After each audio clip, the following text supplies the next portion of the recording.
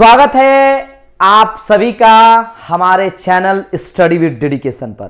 जो सबसे बड़ा प्रॉब्लम होता है बहुत सारे स्टूडेंट का, हाउ टू सॉल्व पैसेज, कि आखिर पैसेज को सर हम लोग कैसे सॉल्व करें। तो हमने उस पैसेज को इसमें लिया है जो पैसेज आपके सेंटअप एग्जाम में भी पूछा हुआ है, अभी कल परसों के एग्जाम में, ठीक है।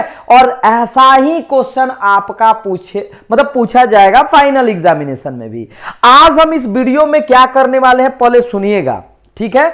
सबसे पहले हम इसमें करने वाले हैं आपका पैसेज भी, और पैसेज के साथ साथ प्रेसिस भी करेंगे कि कैसे सर हम लोग प्रेसिस को लिखेंगे। सबसे पहले हाउ टू राइट पैसेज, इस बात को हम लोग समझ रहे हैं। हाउ टू राइट पैसेज, ठीक है ना। पैसेज लिखने का क्या वे होना चाहिए, what is the way, how can we get full out of full marks in the final examinations. Okay, so इसमें हम इसमें एक या दो आपको ऐसे रूल बताने वाले हैं जहां तक मेरा मानना है उसके अकॉर्डिंग, ठीक है, कि सबसे पहले गिवन पैसेज को आपको पूरा पढ़ लेना चाहिए, ठीक है ना। एक बार आप पूरा पढ़ लीजिएगा। आपके सुनिए, सबसे पहले पैसेज दो टाइप का होता है, आप भी जानते होंगे, और नहीं जानते हैं तो जान लीजिए। एक हमारा होता है सीन पैसेज, जनरली दो होता है, और अनदर इज अनसीन। एक सीन अनसीन कहने का मतलब एक ऐसा पैसेज जिसको देखते ही हम लोग को मतलब उसमें आंसर लिखा रहता है, जैसे there is a man who has 4 sons, all are brilliant in studies, और पूछ दिया question how many sons of a person, तो आसानी से 4, तो कहने का मतलब उसको बोलते हैं सीन। वैसा ही आपके भी इंटरमीडिएट एग्जाम में भी सीन पैसेज दिया जाता है, ठीक है। आसानी से आप लोग बना लीजिएगा। अब कितना स्टूडेंट का सर हम लोग को तो हिंदी ही नहीं आता, अरे भाई कम से कम एक बार पढ़ो तो, उसको एकदम आसान पैसेज आपका दिया जाता है, ठीक है।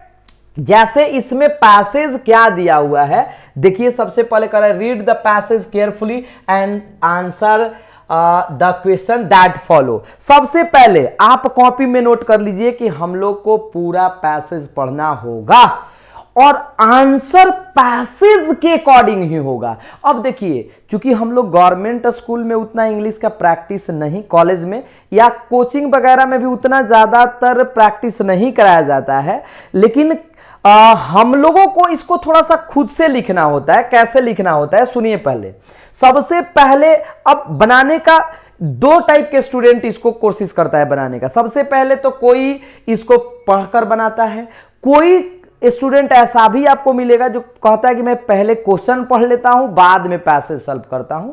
तो देखिए, this is the different ways of solving passage. ये कोई नहीं कह सकता है कि उसका ऐसा करना गलत है, उसका ऐसा करना सही है, दोनों अपने आप में सही है। बट मेरा जहां तक मानना है, व्हेनेवर आई थिंक, कि सबसे पहले पैसेज को पढ़ लो, क्योंकि आपके पास सफिशिएंट टाइम होता है, ठीक है ना। सफिशिएंट टाइम होता है कि आप आसानी से पैसेज को पढ़ लीजिए, फिर उसका आंसर दीजिए, ठीक है ना। अच्छा जी, हम लोग और क्या करते हैं कि पैसेज का क्वेश्चन पढ़ते हैं और ऐसे कर देते हैं, ऐसे यहां से यहां, यहां से यहां, ठीक है, आंसर हो सकता है, लेकिन उसी को थोड़ा सा अपने भाषा में एक दो वर्ड ऐड करके लिखिएगा ना, तो पढ़ने वाले भी एग्जामिनर समझ जाएंगे कि नहीं, इस स्टूडेंट ने, ठीक है ना, इस पैसेज का जवाब अपने वे से दिया है, ठीक है। देखिए, जैसे पहला हमारा पैसेज क्या है, the natural life span of A domestic horse is about 25 to 30 years. यानी डोमेस्टिक हॉर्स के जीवन के बारे में बताया जा रहा है कि उन लोग का जीवन 25 से 30 साल तक होता है, ठीक है ना। Life span domestic horse, you can tell a horse's age from the number of teeth he has. आप उसके, ठीक है ना, टीथ को देखकर आप बता दीजिएगा, ठीक है, उसके एज को बता दीजिएगा। देख लीजिए, जैसे हम लोग भी कहते हैं ना 2 दांत 4 दांत, इस टाइप का। They get all their teeth by the age of 5 के जब होते हैं तो मतलब उन लोगों का दांत ऐसा होने लगता है। After which this teeth just get longer, horses have close to 360 degree all round vision. देख रहे हैं ना 360 डिग्री, ठीक है। The only place they can not see is directly behind और right in front of them. मतलब देखिए उसके दांत के बारे में बात हो रहा है कि हम लोग उसके एज को पहचान सकते हैं उसके दांत को देखकर भी। जब वो 5 साल का हो जाता है तो उसका दांत मतलब उगना स्टार्ट हो जाता है। वो जनरली हमारा वो 360 डिग्री टाइप का उस टाइप का बताया जा रहा है।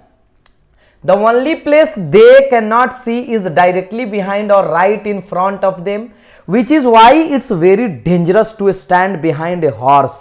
If they feel anything, सुनिएगा थोड़ा सा और पढ़ लेते हैं। If they feel anything behind them, they may kick instantly. मतलब ये बताया जा रहा है, देखिएगा जरा ध्यान से। The only place they can not see is directly behind और right in front of them. मतलब हम लोग को एक तरह से बताया जा रहा है कि हम लोग को मतलब एक ओनली प्लेस ऐसा होता है can not see is directly behind, मतलब उसके कभी भी हम लोग को पीछे नहीं होना चाहिए, नहीं तो वो लतार टाइप का मारता है ना, उस टाइप का बताया जा रहा है। Right in front of them which is why it's very dangerous, बहुत खतरनाक होता है to stand behind a horse. Horse के पीछे खड़ा रहिएगा तो बहुत तेज से मतलब तेजी से पैर चलाता है। If they feel anything behind them they may kick instantly. Each of the horse 2 eyes works independently, मतलब 2 आंख होता है, ये तो सब कोई जानता है। Wherever a horse ear points it is the direction where the horse is looking. मतलब देखिए इसमें हॉर्स के बारे में कुल मिलाकर बताया जा रहा है, ठीक है ना। इसको पूरा भी पढ़िएगा तो वही बात लिखा हुआ है, it is the direction where the horse is looking. A horse is able to sleep standing up, मतलब हॉर्स खड़ा होकर भी सो जाता है।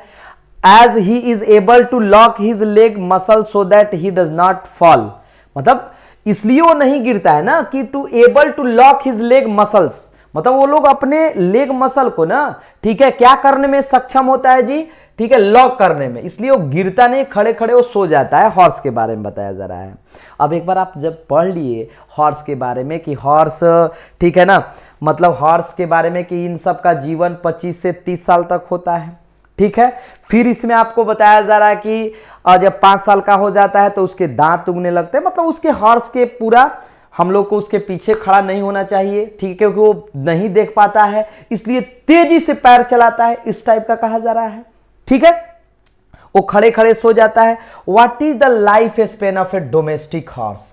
अब इसका आंसर कैसे लिखें, what is the life span of domestic. सबसे पहला, जैसा आपका पैसेज, जैसा आपके पैसेज में, पैसेज के क्वेश्चन में टेंस होगा वैसे ही टेंस में आंसर भी देना है। What is the life span of A domestic horse, कितने साल का, तो कैसे लिखेंगे, देखिए the life span of A domestic horse is about 20 to 25 years. यही ना, यही तो बाबू लोग कहा जा रहा है। Why is it dangerous to stand behind a horse. अभी तो भैया पढ़े हैं क्यों हम लोग को खड़ा नहीं होना चाहिए उसके पीछे, देख लीजिए, क्योंकि देखिए अब वाई से पूछा हो तो बिकॉज लगाएंगे, ठीक है, because it is very dangerous, ठीक है ना। Which why it's very dangerous to stand behind a horse, okay, क्योंकि वे लोग पीछे नहीं देख पाता है, ठीक है, अच्छे से।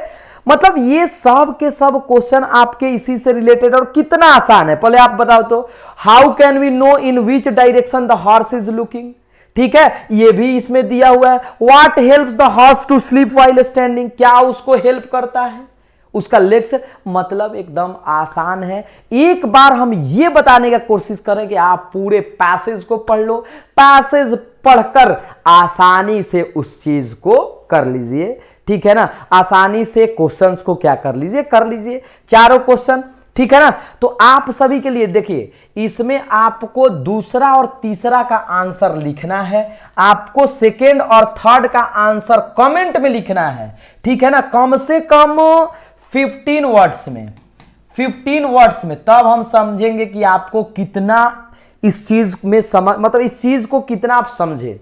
और एक वीडियो में हम आपके लिए कम से कम 5 पैसेज का प्रैक्टिस कराने वाले हैं, जो आपके लिए बहुत ज्यादा बेहतरीन रहेगा। पैसेज आप पढ़िए, उसका आंसर दीजिए, पढ़िए उसका आंसर दीजिए, मजा आ जाएगा, ठीक है। अच्छा जी, ये तो हो गया भैया पैसेज का काम। अब थोड़ा आकर तोड़ देते हैं प्रेसिस, जो आपको लगता है कि बाप रे बाप ये तो सर बहुत बड़का चीज है और इससे चीज हमको नहीं लगता है कि आसान कुछ होगा। सबसे पहले जैसे ही आप प्रेसिस बनाइए, इसका मतलब होता है संक्षेपण, जो आप हिंदी में भी ये चीजें आता है, इसको आपको लिखना होगा 1/3। सबसे पहला काम कि आपको उसका टाइटल देना होगा। भैया उसका टाइटल आप तब दोगे जब पूरा पढ़िएगा, तब ना स्टोरिया को टाइटल दीजिएगा, ठीक है। उसका टाइटल आप कब दोगे? जब आप पढ़िएगा। टाइटल का मतलब उसका शीर्षक क्या, जैसे हम कोई चीज पढ़ते हैं उस कहानी का नाम क्या होना चाहिए, इस टाइप का, ठीक है। उसके बाद हम लोगों को ध्यान रखना है कि 1/3 में हम लोग को, ठीक है, 1/3 में उसको लिखना रहता है अपने से एक टाइटल, क्योंकि टाइटल जब दीजिएगा तो वो बंदा समझ जाएगा, एग्जामिनर समझ लेंगे कि नहीं भाई इस बंदे ने पढ़ा है अच्छे से, उसका टाइटल भी लिखने का तरीका भी अलग है, सही है, ठीक है। देखिए इसमें क्या बताया जा रहा है। अ ग्रेट, पहले हम पढ़ लेते हैं। A great advantage of rising early. रुकिए, पढ़ने से पहले एक बार फिर से, सबसे पहले आप कॉपी में लिखिएगा, किसी भी प्रेसिस का हम लोग टाइटल लिखेंगे। क्या लिखेंगे माय डियर स्टूडेंट? टाइटल लिखेंगे।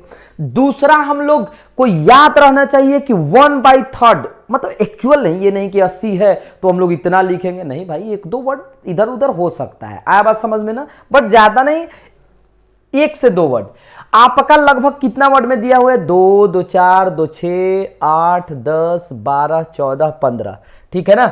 और ऐसे 1, 2, 3, 4, 5, 6, 7, 8, 9, ठीक है ना।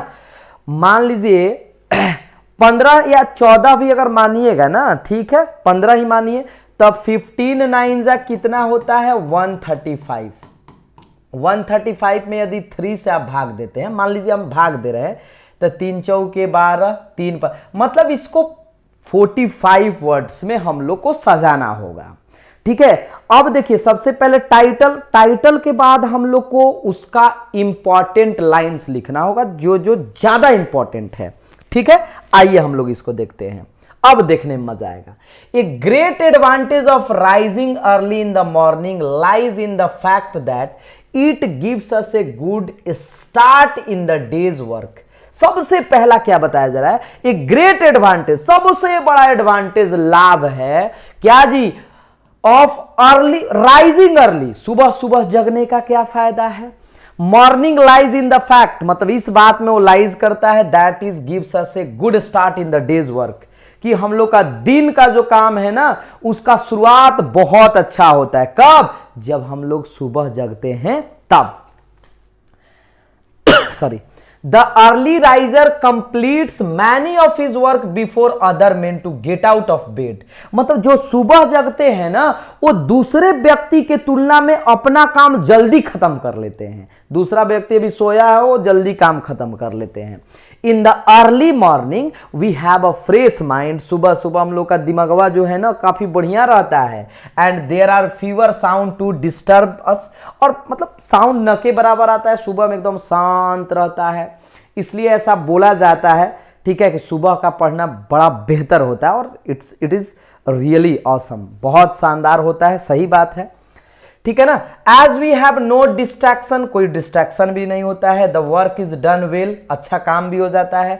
And early riser also get sufficient time for exercise which gives him energy for the days. मतलब सुबह सुबह जगने से आप, ठीक है ना, अर्ली जो राइजर होते हैं, आसानी से आपके पास सफिशियंट टाइम होता है कि आप एक्सरसाइज कर लीजिए। एक्सरसाइज से आपको बहुत ज्यादा एनर्जी मिलता है। He also need not hurry up for completing his work. उसको ऐसा भी नहीं रहता कि जल्दबाजी, क्योंकि उसके पास sufficient time रहता है। His work, as he has plenty of time at his disposal, as he is able to finish all his work in time, उसके पास समय रहता है, ठीक है, कि वो अच्छे से काम करे। He is able to go to bed early and so he can enjoy sound sleep till next morning. आसानी से वो सुत भी जाता है। कहा भी गया, early to bed, early to rise makes a man healthy, wealthy and wise. अब देखिए इतना हो गया, तो सबसे पहले इसका आते हैं, हम लोग बात करते हैं मेरे प्यारे स्टूडेंट, दुलारे स्टूडेंट, टाइटल पर बात करते हैं। इतना तो इजी है जी। टाइटल क्या होगा? बेनिफिट, ठीक है ना, benefit of early rising. Early rising, आप बताओ तो अब कौन नहीं लिख लेगा भाई? बेनिफिट मतलब सुबह जगने के फायदे। अब हम बेनिफिट लिखे हैं, कोई एडवांटेज लिख सकता है, कोई यूजफुल लिख सकता है। अरे बात समझ में ना? तो ये होता है बेनिफिट ऑफ अर्ली राइजिंग, ठीक है, इसका टाइटल हो गया। अब हम लोग कैसे लिखेंगे सर? तो सबसे पहला लाइन तो आपको लिखना ही पड़ेगा। सबसे पहला लाइन, ठीक है, a great advantage of rising early in the morning lies in, इतना तक लिखना होगा, ठीक है ना, इतना तक, ठीक है। अब अपने से भी एक दो लाइन आप जोड़ सकते हो, ठीक है। एक ये लाइन जोड़ दीजिए, in the early morning we have fresh mind, ये वाला लाइन, ठीक है ना, यहां तक जोड़ दो, ठीक है। कहने का अर्थ यह है कि 3 से 4 आप उसमें मेन पॉइंट को क्या कर दो, जोड़ दो, ठीक है ना। अब एक जो वर्ड लिखा हुआ था, ठीक है, कि हम लोग को हरियप नहीं होना चाहिए, बिल्कुल बिल्कुल, ठीक है। कहां था? हाँ, यहां जो था, ठीक है ना। तो ये यहां तक लिख दो, आसानी से हो गया बातें, ठीक है। यदि इसमें कोई आप एडवांटेज लिखना चाहते हो तो यू कैन राइट इजिली, ठीक है ना। तो आप इस बात को कमेंट करो कि हां सर, अब हम लोग का प्रेसिस भी बन जाएगा एंड पैसेज भी बन जाएगा, कोई दिक्कत नहीं होगा। प्रेसिस में मेन चीज होता है ना कि आप उसका टाइटल दे दीजिए एंड 1/3 जो होता है लिख दीजिए, ठीक है, कोई दिक्कत नहीं, कोई परेशानी नहीं। तो आपका पैसेज क्या हो गया? होमवर्क हो गया। अब बताइएगा कि हां सर, हम लोग अब टाइटल लिख सकते हैं। देखिए बाबू लोग, ये प्रैक्टिस का चीज है। The more we practice the more success we become, ठीक है ना। जितना ज्यादा प्रैक्टिस उतना ज्यादा हम लोग सक्सेसफुल बनेंगे, ठीक है। तो मिलते हैं नेक्स्ट वीडियो में कुछ ऐसे इंपॉर्टेंट कंसेप्ट के साथ। जय हिंद।